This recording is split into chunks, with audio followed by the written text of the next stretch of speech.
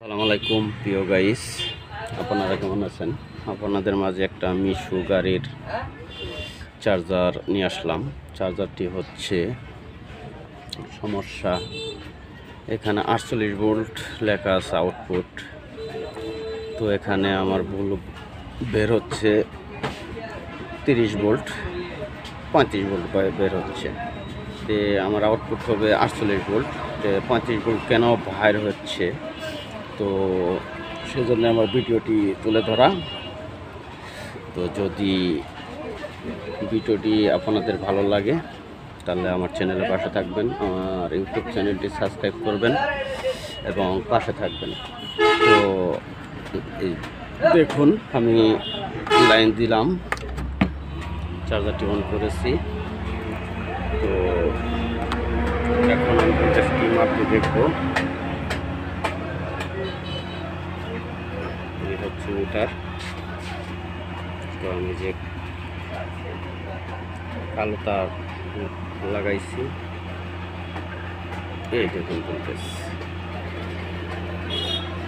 মিটারটি একটু পুরাতন, দেখতে হতে একটু কষ্ট হচ্ছে। তো এই যে দেখুন 35 ভোল্ট দেখাচ্ছে। তো এটার মেন সমস্যা হচ্ছে কয়েলের কোনো সমস্যা হয়নি, কয়েল ঠিক আছে। তো অনেক সময় দেখা যাচ্ছে কিছু টেকনিশিয়ান বলে কয়েল শর্ট হয়ে গেছে, কয়েলের সমস্যার কারণে ভোল্টেজ আউটপুট হচ্ছে না। অনেক সময় দেখা যাচ্ছে কয়েল দিয়ে তারা চেঞ্জ করে ফেলে বা নতুন করে বাঁধে, কিন্তু আসলেও কয়েলের কোনো সমস্যাই হয় না। তো মেন সমস্যা হচ্ছে আপনার এই যে সার্কিট, এখানে 3টা রেকটিফায়ার আছে, রেকটিফায়ারটি শর্ট হয়ে গেছে। শর্ট হওয়ার কারণে ভোল্টেজ আউটপুট কম হচ্ছে। তো এই হচ্ছে রেকটিফায়ার, দেখুন রেকটিফায়ার। ওই যে রেকটিফায়ার চেঞ্জ করলেই আমরা সঠিক ভোল্টেজটি পাবো ইনশাল্লাহ। তো আপনারা ভিডিওটা ধৈর্য সহকারে দেখুন, আমি রেকটিফায়ারটি লাগাবো। তো ভিডিওটি একটু লং হবে, তো ধৈর্য সহকারে দেখুন।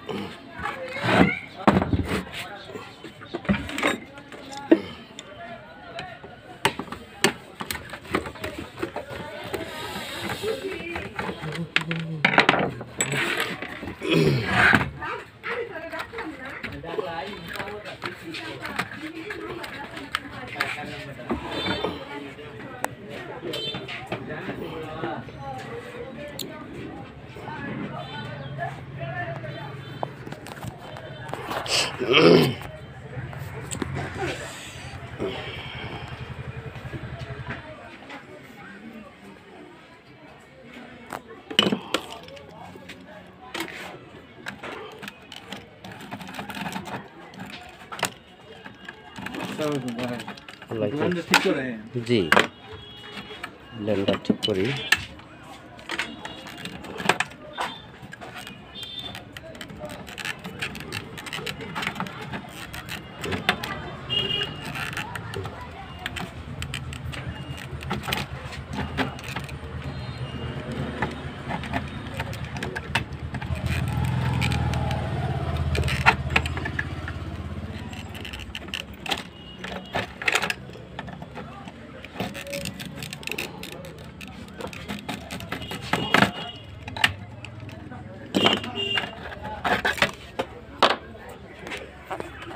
আমরা সার্কিটটি খুলে নিলাম।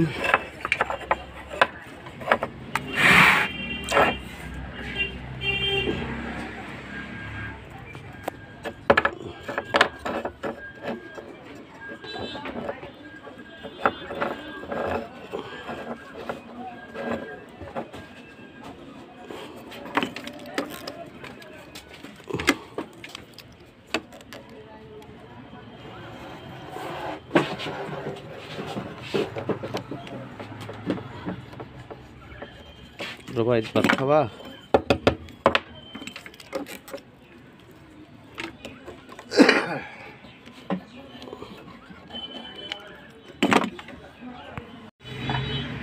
আমাদের রেকটিফায়ার লাগানো শেষ হয়ে গেছে, তো কমপ্লিট। এখন আপনাদেরকে ভোল্টেজটি মেপে দেখাবো।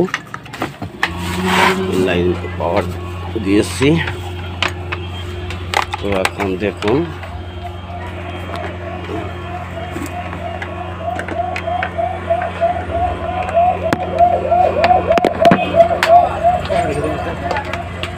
এই দেখুন আমার 50 ভোল্ট আউটপুট একদম ক্লিয়ার।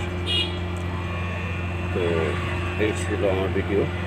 যদি আপনাদের উপকার আসে অবশ্যই লাইক সাবস্ক্রাইব করবেন ইনশাল্লাহ।